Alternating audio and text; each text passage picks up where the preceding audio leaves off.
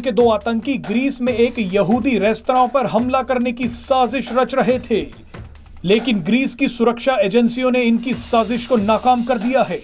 इस ऑपरेशन में इजराइल की मोसाद ने ग्रीस की एजेंसियों को खुफिया इनपुट मुहैया करवाया था। उसी के बाद ग्रीस की सुरक्षा एजेंसियों ने इन आतंकियों को हमला करने से पहले ही दबोच लिया। यह मामला कितना बड़ा है उसका अंदाजा आप इसी बात से लगा सकते हैं कि खुद इजराइल के प्रधानमंत्री बेंजामिन नेतन्याहू ने इसकी जानकारी दी। इजराइल के प्रधानमंत्री नेतन्याहू ने कहा है कि उनके देश की खुफिया एजेंसी मोसाद ने एथेंस में एक यहूदी स्थल पर हमले की साजिश को नाकाम कर दिया है।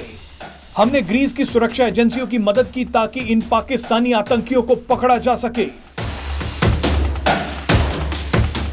आपको बता दें कि अगर पाकिस्तानी मूल के ये आतंकी हमला कर देते तो बड़े पैमानों पर लोगों की जान जा सकती थी, लेकिन मोसाद की फुर्ती की वजह से ये आतंकी पकड़े गए। आप अंदाजा लगा सकते हैं कि मोसाद का खुफिया तंत्र कितना मजबूत होगा।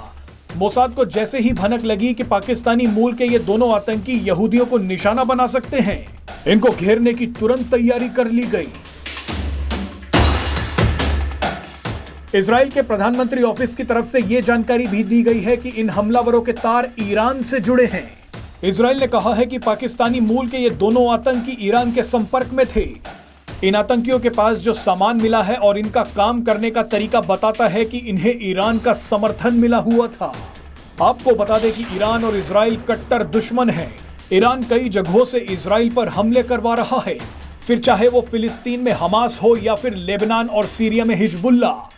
ये सभी ईरान की मदद से इजराइल पर हमले कर रहे हैं और अब तो पाकिस्तान भी बेनकाब हो गया है। आपको यहां एक बड़ी ही दिलचस्प बात बताते हैं। पाकिस्तान के एक जनरल ने तो कहा था कि हम इजराइल को सिर्फ 12 मिनट में ही खत्म कर सकते हैं।